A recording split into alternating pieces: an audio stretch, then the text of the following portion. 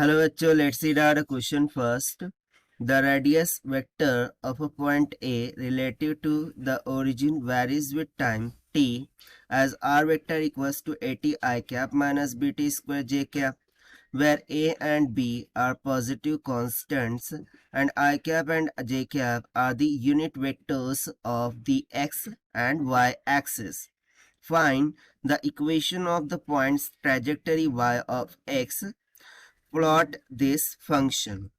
सो यहाँ पर according to question हमें क्या बोल रहा है कि जो radius vector for the point A relative to the origin है वो वेरीज करता है विथ रिस्पेक्ट टू टाइम। अब वो हमें दे रखा है are vector equals to a t i cap minus b t square j cap equal, जहाँ पर ए बी तो कॉन्स्टेंट्स है लेकिन आई कैप जे कैप ये यूनिट वेक्टर्स है एक्स और वाई एक्सिस के रिस्पेक्ट में। सो हमें equation of point trajectory y of x find करना है और उसको प्लॉट भी करके बताना है। तो चलिए स्टार्ट करते हैं सोल्यूशन से, but before of its let's talk about the key concept which we are going to use here for this question. So इसमें हम प्रोजेक्टाइल मोशन का कॉन्सेप्ट यूज करेंगे। ठीक है, we will use the projectile motion concept.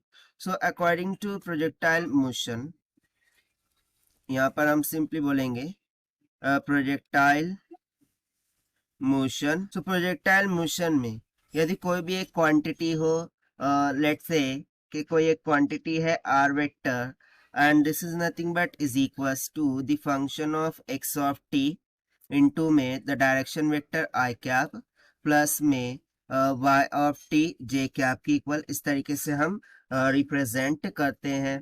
Right, so according to the question जो quantity vary कर रही है विथ रिस्पेक्ट टू टाइम वो आर वेक्टर के बराबर है and this is given to us A T I cap minus में B T का स्क्वायर जे कैप की इक्वल। सो इसको हम कंपेयर कराते हैं प्रोजेक्टाइल मोशन की इक्वेशन से कि r cap is equals to क्या है, x be the function of time t into में आई कैप प्लस में y be the function of time t into में जे कैप से। सो हम मुझे क्या मिल जाएगा कि x of t is equals to 80, ठीक है, और जो y ऑफ t है that would be equals to minus में bt का स्क्वायर की इक्वल मिल जाएगा। सो इसको हम मान लेते हैं इक्वेशन नंबर फर्स्ट और ये वाली जो इक्वेशन है उसको हम मान लेते हैं इक्वेशन नंबर सेकंड। अब इक्वेशन फर्स्ट से हम क्या करते हैं कि इसको इस तरीके से लिख देते हैं। राइट, यदि मैं इसको टी स्क्वायर से कंपेयर कराना चाहूँ सो हम क्या करते हैं, स्क्वायरिंग ऑन बोथ साइड करते हैं इक्वेशन वन को। सो ये हो जाएगा x square is equals to a square t square.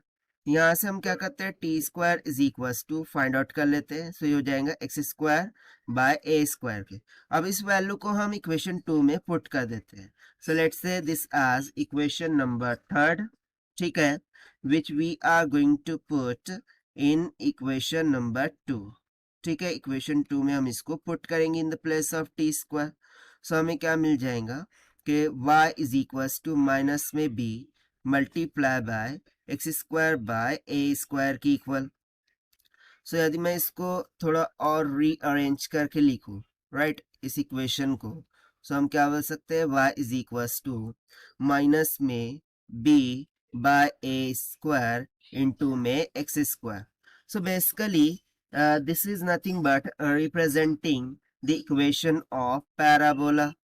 ठीक है, ये किसको रिप्रेजेंट कर रही है, इक्वेशन ऑफ पैराबोला को। सो जो ट्रैजेक्टरी होगा for the y of x वो क्या हो जाएगा यहाँ से, that is y of x is equals to a parabola, जिसकी इक्वेशन क्या होंगी, माइनस का b by A square into में एक्स स्क्वायर की इक्वल।